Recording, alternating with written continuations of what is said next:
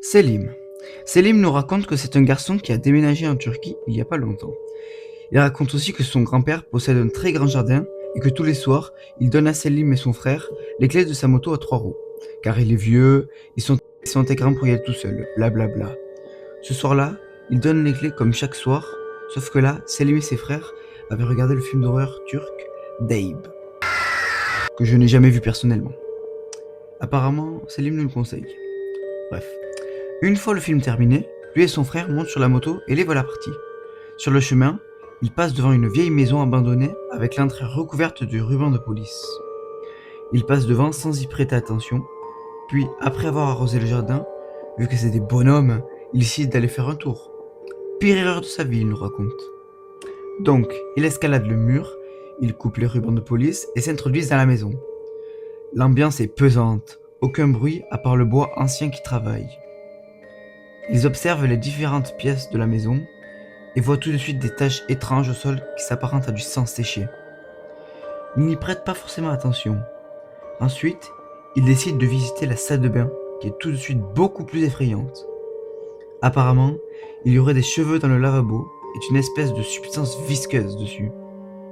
Soudain, Selim et son frère entendent un bruit sourd provenant de l'étage. Ni une ni deux, son frère se place devant pour se protéger son frère. Une fois, en haut, aucune porte. Donc nos deux héros se demandent d'où venait le bruit.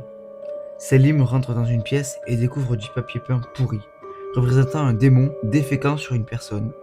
Et sur ce dessin, il y avait une photographie accrochée. Enfin, son frère l'appelle pour qu'il vienne voir. Avec stupéfaction et horreur, il découvre un lit. Ensanglanté. Pris de peur et de panique, ils s'enfuient de la maison, grimpent sur leur moto et partent à toute berzingue. Quelques jours plus tard, Selim reparle de cette histoire à son frère, et son frère lui explique que la maison appartenait à une femme qui était prise par tous les habitants pour une sorcière, comme si elle voulait se venger de quelque chose. Elle vivait seule. Elle était décédée dans la maison, ce qui explique les rubans de police.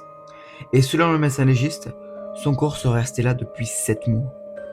Selim nous raconte qu'il en fait encore des cauchemars et qu'il entend plein de fois ce même bruit sourd quand il est seul.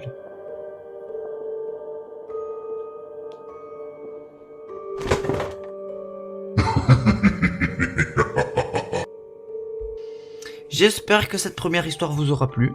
Oui, bien sûr, j'en ferai une plus tard. On verra.